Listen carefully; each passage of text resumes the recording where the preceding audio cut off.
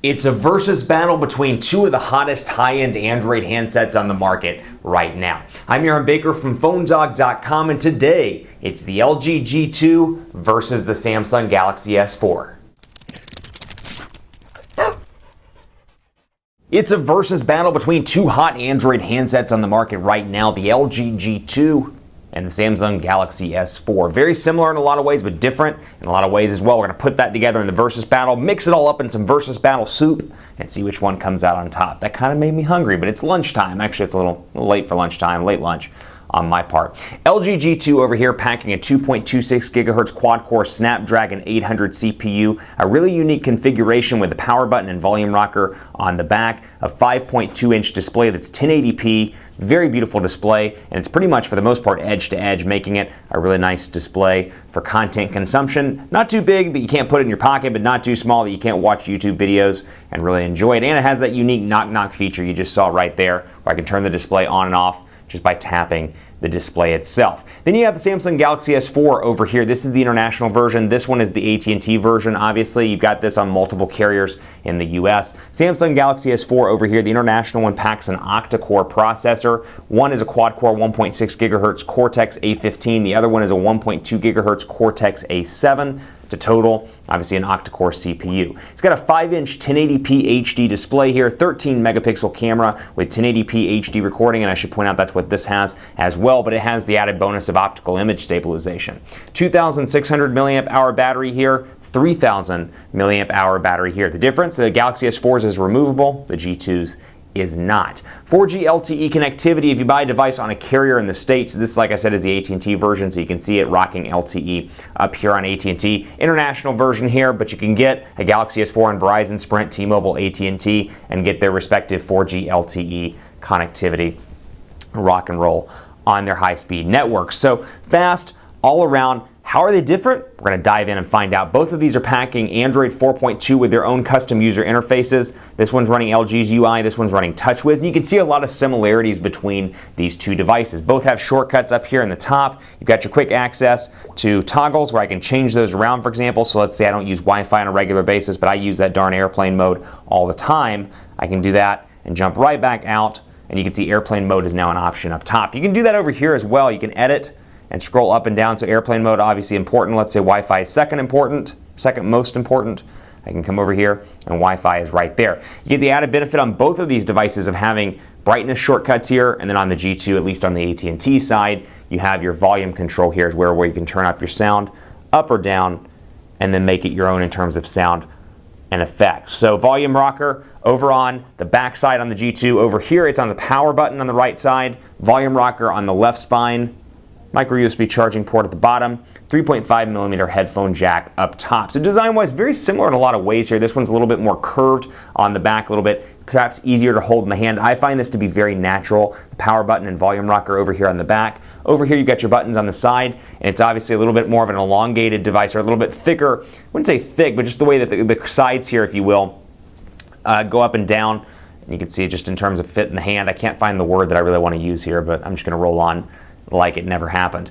Buttons down here, sorry about that. Capacitive buttons down here, you can see capacitive home, menu, and back buttons. Here you've got on-screen buttons, back, home, and then menu. Over here, capacitive buttons, menu, back. You can obviously multitask here as well by pressing and holding and making sure that it's activated in the settings, which I'll show you in just a second. Physical home button here as well.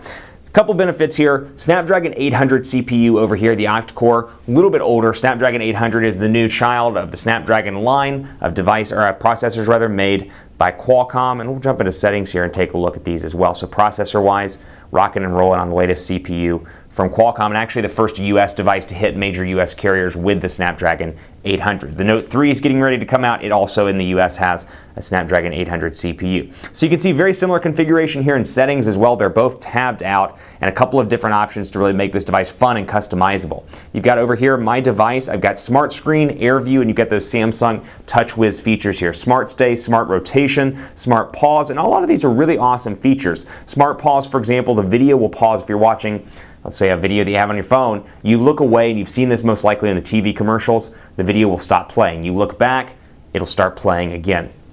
Great in a lot of different settings. Smart rotation will rotate according to the orientation of your face. So if you're laying in bed like I often do and you're reading and you kind of turn to the side because you're on your pillow, it'll stay in the proper rotation, which in that case would be portrait orientation. Smart stay here as well. Screen stays on as long as you're looking at it. You can see the eye there on the device and it's tracking that. Smart stay, so the screen will stay on. And then I'll go back here and see Air View, for example, voice control. Air View is another particularly useful one that I find myself enjoying. Information preview, I can turn all these on. I can turn off specific features, but progress preview, speed dial preview, and more. So for example, when I'm moving something, let's say email, I can move the home screens around without actually touching the device itself, and then I can drop that application and plop it right down on the screen. So over here you've got some customization options as well, including this knock knock, which for whatever reason was not working for the first couple of times. One of my personal favorites on this device, the ability to change your on-screen buttons. So you got your typical configuration, but let's say, for example, you're coming over from a Samsung device and you're used to the menu button being on the left side. Well, I can customize those within about 5 seconds, which is really cool and a nice feature. Over here, access to Quick Memo. I've got access to my pull-down notification bar.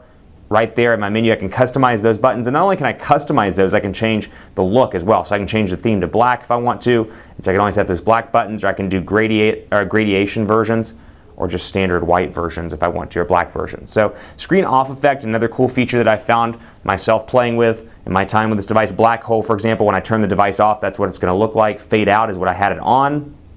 Retro TV as well. So when I power it off, the retro TV is there and powers it off, kind of like an old school 80s television. So that's a cool feature also, and then you get a lot of very similar features on the G2. Going to general, actually, you know what, we'll skip back over here to battery, or display rather, and go to smart screen. So you can see it has the video option too. When you're looking at the display, the screen will stay on. When you have the video option here, you can pause the video when you're looking away from the phone. When it can't detect those eyes or your face, it looks away, or the video stops rather. So notification LED here as well, and you can customize that depending on, let's say you get a ton of emails, you don't need the notification for emails, but you do need them for something else like an alarm. You can customize that notification light, which is up here, but there's also one on the back around the power button as well. So a pretty cool little goodie right there. Let's take a look at Quadrant Standard on both of these devices, load it on up and see how it performs in this particular benchmark. Now, one thing I will say, Quadrant Standard, really not indicative of day-to-day performance. I know you guys love this on YouTube, but again, both of these devices are exceptionally fast. Just depends on what you like as a consumer. Another thing I want to point out, 32 gigabytes of internal storage over here, 16 gigs of internal storage over here. You do get a micro SD card slot on the S4, you do not on the G2. So keep that in mind, and as you're playing that pro and con game that you're inevitably playing in your mind, if you're looking at both of these devices, it's worth considering those couple of different things. Also, volume rocker is over on the back of this device, obviously, and then you've got your 3.5mm headphone jack down at the bottom, up top on the Galaxy S4. So a couple things just to consider. I know people are very particular and picky in some ways about their design. Just wanted to point that out as we move forward in this review. So I'll proceed forward with that. 19,161 on the LG G2, 13,084 on the international Galaxy S4. So obviously from a Quadrant Standard perspective, a faster device over on the LG G2, but both of these are exceptionally speedy in day-to-day performance with little to no lag all around. So you're going to be happy with either one of these units. They're both very fast. You shouldn't have anything to worry about on either high-end Android device. Also want to take a look at the app drawers real quick here, and then we'll finalize everything with the camera and we'll sign out. But you can see apps and widget shortcuts over here. Your download folder over on the S4. Over here, the ability to quickly uninstall stuff. For example, my AT&T, if I don't want it, you know what, we'll remove it. And I can take advantage of that and get rid of that application. When I'm done, I can go over here and search for apps if I want to, or I can go back to my widgets, which I have shortcuts to both over on these devices. So that's a cool little feature. And then last but not least, the camera. Both of these are 13 megapixel cameras, and I just really want to walk through a couple of the different settings you have on both of these units. Very similar in a lot of ways. You got dual shot on the Galaxy S4. You also have that capability. Cheese shutter over here, I can turn on, and when I say cheese, it'll automatically take the picture. And then white balance, ISO, all the typical stuff over on the S4, including the ability to flip the camera. And I'll go back into mode here so you can see that.